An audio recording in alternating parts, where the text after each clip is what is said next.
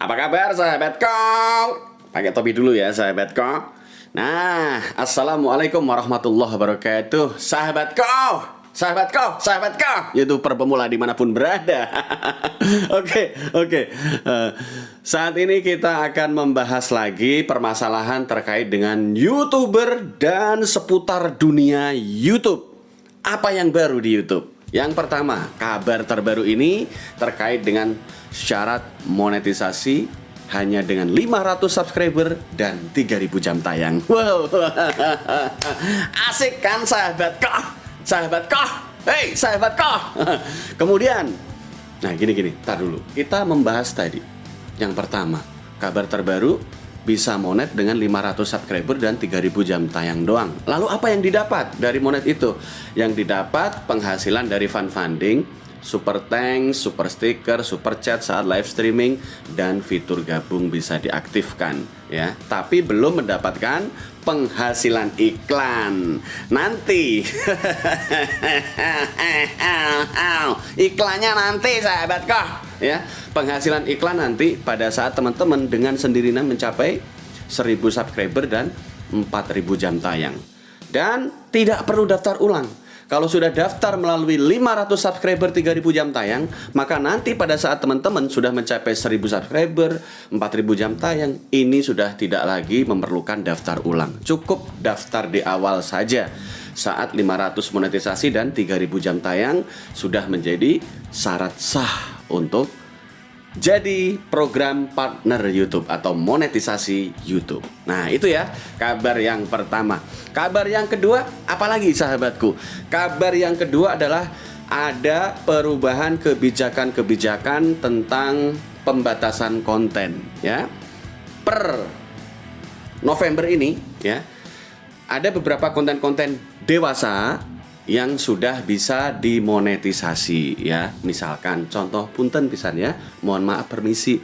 Contohnya saya sampaikan dengan bahasa yang apa adanya aja ya. Misalkan ada video bayi menyusui gitu ya.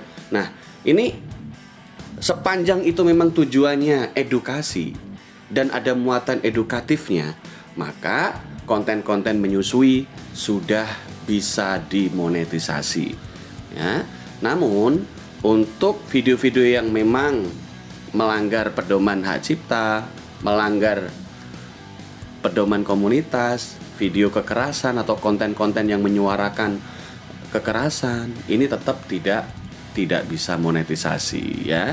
Jadi garis besarnya atau rangkumannya adalah pemberitahuan kedua, hal yang baru dari YouTube. Ada banyak kebijakan konten yang dulunya mungkin belum dolar hijau, sekarang bisa jadi dolar hijau terkait dengan konten-konten dewasa sahabatku ya.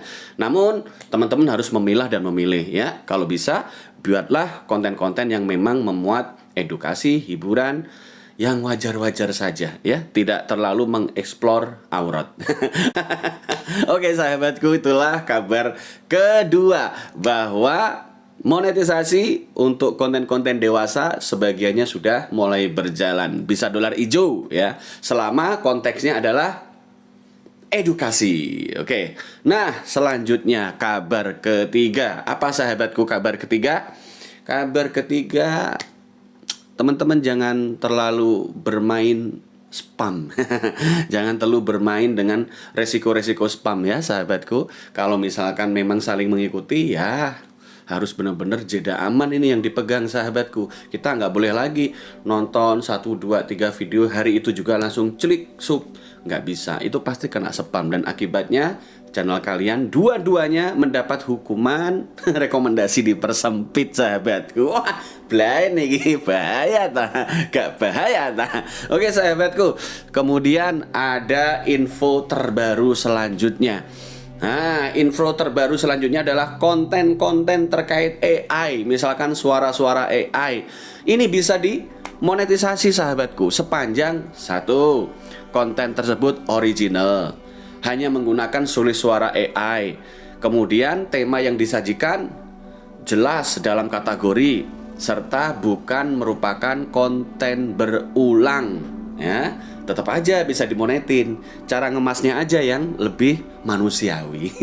Kan ada banget tuh AI yang suaranya dan kemudian terlalu nggak manusiawi. Pilihlah sulis suara AI yang memang isi suaranya lebih mendekati suara real human atau yang mirip suara manusia asli.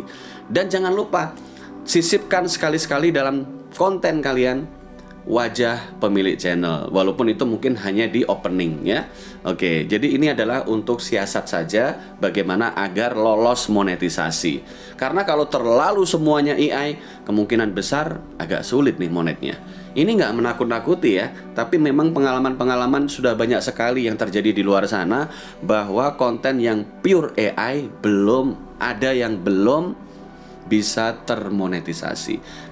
Kalau bisa selang-seling lah sahabatku ya. Kadang-kadang memang menggunakan AI, kadang-kadang juga diselipkan figur asli kalian atau suara asli kalian dicampur-campur di sana, boleh ya. Berapa persen, atur-atur aja sendirilah porsinya. Kalian tentu sudah bisa.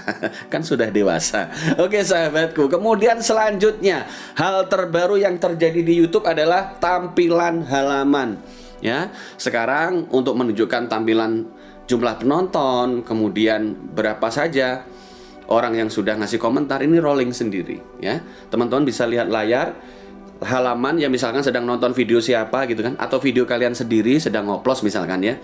Ini jumlah penonton bisa dilihat di halaman channel. Pada saat memutar konten, ini penonton bertambah berapa, itu bermutar seret ganti angka. Kalau ada penambahan jumlah penonton, dia memutar seret ada berapa penambahan penontonnya. Jadi seperti itu. Lebih manis lagi penampilan di halaman konten. Nah, itu kabar baik selanjutnya. Ada lagi sahabatku. Ada lagi, tenang sahabatku. Tenang. Nah, begini. Live streaming ya sahabatku.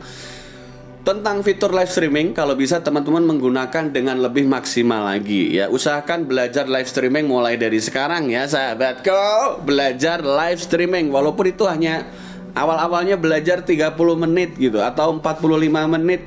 Kalau sudah lancar ya menjadi host di live streaming, teman-teman bisa belajar 1 jam, 2 jam untuk live streaming. Lumayan untuk menjangkau subscriber kalian. Komunikasi aktif lewat live streaming sangat efektif untuk membina hubungan baik dengan para subscriber dan traffic kalian.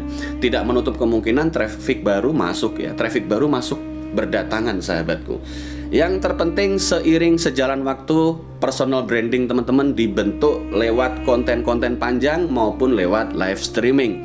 Ini daya guna dari live streaming. Akan menghasilkan hal-hal yang positif juga, misalkan funding, hadiah-hadiah super ya, super sticker, super chat. Ini bisa kadang-kadang memang datang kepada kalian yang rajin melakukan live streaming ya.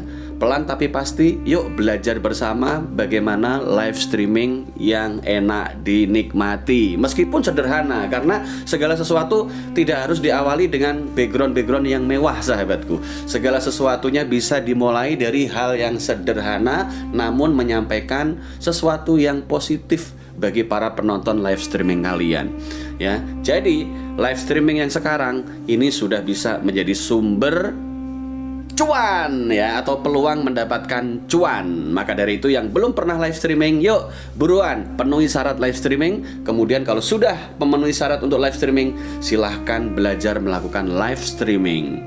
Sesuai dengan tema nggak masalah. Tema apapun yang kalian pilih tidak masalah sahabatku. Nah, sekarang kabar yang terakhir adalah ternyata semua itu tadi diperlukan konsistensi.